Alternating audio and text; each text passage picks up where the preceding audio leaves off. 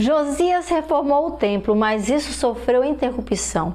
E depois de sua morte, imperou a corrupção. Esse capítulo é marcado por castigo e justiça de Deus, que pretende em todo o tempo instruir aos filhos seus. E você que é instruído já sabe, nós todos os dias fazemos aqui um apelo para que você coloque esse conteúdo na mão de muitas pessoas, para que elas compreendam melhor o amor de Deus. E o capítulo de hoje diz assim: então todas as autoridades de Judá e de Jerusalém o rei convocou. E depois o rei subiu ao templo, ele subiu ao templo do Senhor, acompanhado por todos os homens de Judá, todo o povo de Jerusalém, os sacerdotes, os profetas, todo o povo, dos mais simples aos mais importantes também. Para todos o rei leu em alta voz todas as palavras do livro. Ele proclamou que havia sido encontrado aquele livro lá do templo do Senhor. O rei colocou-se junto à coluna real e na presença do Senhor ele fez uma aliança especial.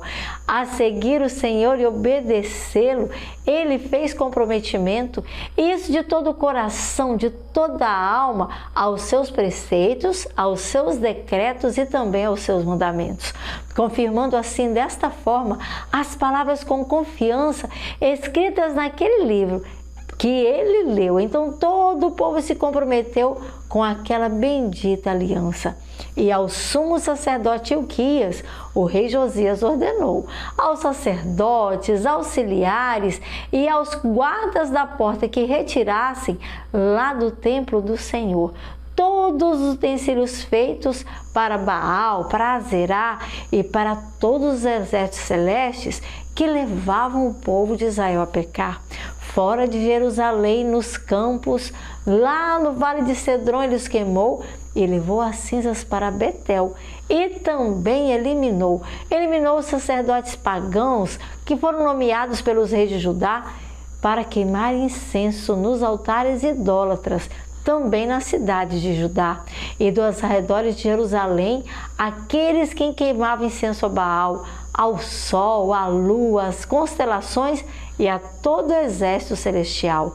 Também o poste sagrado do templo do Senhor foi levado para o vale de Cedron, para fora de Jerusalém, para ser ali, aquele altar ser ali queimado e reduzido a cinzas que sobre os túmulos foram também espalhados.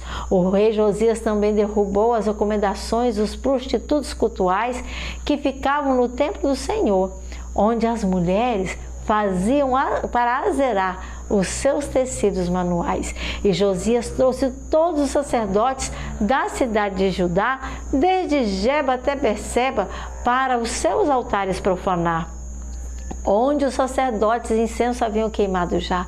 Ele derrubou os altares idólatras que junto às portas ficavam, inclusive o altar da entrada, que por ali se encontrava na porta de Josué, o governador da cidade, que fica do lado esquerdo da porta que dá acesso à cidade. Embora os sacerdotes dos altares não servissem no altar do Senhor em Jerusalém, mas eles comiam pães sem fermento, junto com os sacerdotes, que eram seus colegas também. O rei também profanou Tofete, que ficava no vale de Inom, ficava por lá, de modo que ninguém mais pudesse usar aquele local para queimar, nem seu filho, nem sua filha. E para Moloque, eles não pudessem sacrificar. Ele acabou com os cavalos que os reis de Judá tinham consagrado como tributo ao sol, para serem reverenciados. Estavam na entrada do templo do Senhor, perto da sala de um oficial, que de Natã-Meleque se chamou. Também queimou as carruagens consagradas ao sol, derrubou os altares que os seus antecessores haviam erguido por Azaz, no terraço, na parte de cima do quarto, em andares superiores, e os altares que Manassés a construir ordenou que se fizesse nos dois pátios lá do templo do Senhor. Ele retirou-os dali e inteiramente os despedaçou. Atirou o entulho lá no vale de Cedron. O rei profanou os altares que ficavam a leste de Jerusalém, no sul do monte de destruição, os quais Salomão, rei de Israel, havia construído também. Ele havia feito para a detestável deusa dos Sidônios, onde havia o poste sagrado, e também para Camós, o deus de Moabe, que pelo Senhor era tão detestado, e também para Moloque, o deus do povo de Amon, que por Deus jamais foi consagrado. As colunas sagradas o rei Josias despedaçou e cobriu os locais com ossos humanos, e os postes sagrados ele também derrubou. Até o altar de Betel, o altar idólatra edificado por Jeroboão, que era filho de Nebate, que havia levado Israel a pecar a tamanha perdição. Até aquele altar e o seu santuário, ele os demoliu, queimou o santuário e a pó o reduziu, queimando também o poste sagrado. A tudo aquilo ele destruiu. Quando Josias olhou em volta, viu os túmulos que havia antes sido enterrados lá na encosta da colina, mandou retirar os ossos dos túmulos e no altar queimá-los, conforme o Senhor falou, que o homem de Deus profetizou, a fim de contaminá-lo. Então o rei perguntou: que monumento é este que aqui eu estou vendo? E os homens da cidade foram logo respondendo e disseram: é o túmulo do homem de Deus, que veio de Judá e proclamou essas coisas que tu fizeste ao altar, e aconteceu como ele falou. Então ele disse: deixe-no em paz, ninguém seus ossos deverá tocar. Assim pouparam os ossos de Eliseu naquele dia, bem como os profetas do profeta que havia vindo de Samaria, como havia feito em Betel. Mas Josias também tirou todos os santuários idólatras e também os profanou. Os altares que os reis de Israel haviam levantado nas cidades de Samaria, e que o Senhor a ira com isso tinha provocado, que sacrificassem os sacerdotes. Josias também ordenou daqueles altares idólatras e ossos humanos sobre os altares, o rei também queimou. Depois ele voltou a Jerusalém para todo o povo ordenar: celebrem a Páscoa ao Senhor seu Deus, conforme neste livro da aliança de Deus, conforme escrito neste livro está. Nem nos dias dos juízes que a Israel lideraram, nem durante todos os dias dos reis de Israel e dos reis de Judá, que entre eles reinaram, uma Páscoa como aquela jamais antes eles celebraram.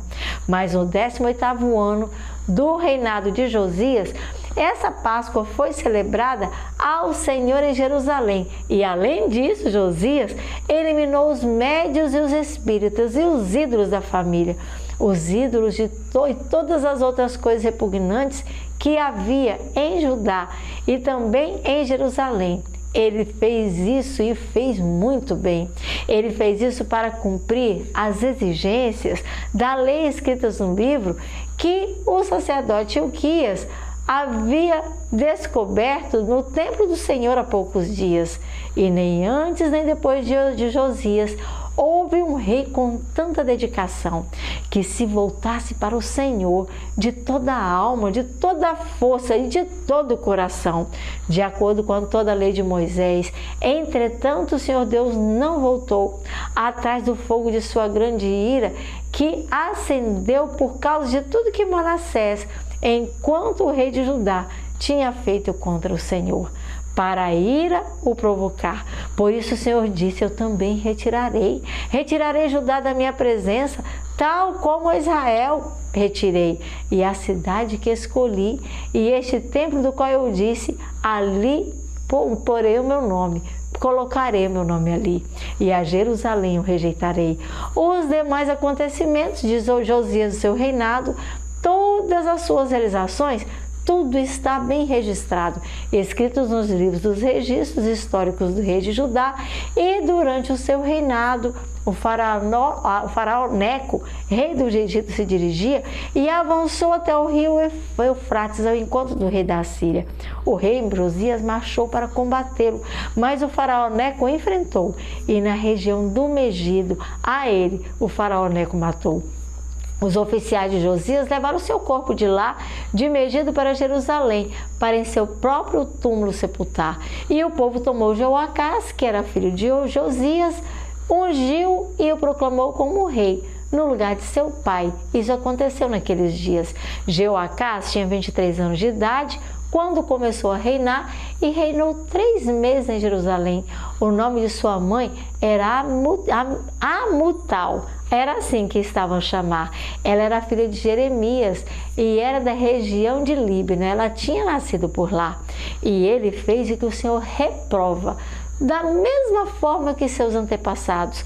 E o faraó Neco prendeu em Ribla, na terra de Amate ele foi segurado, de modo que em Jerusalém ele não manteve mais o seu reinado.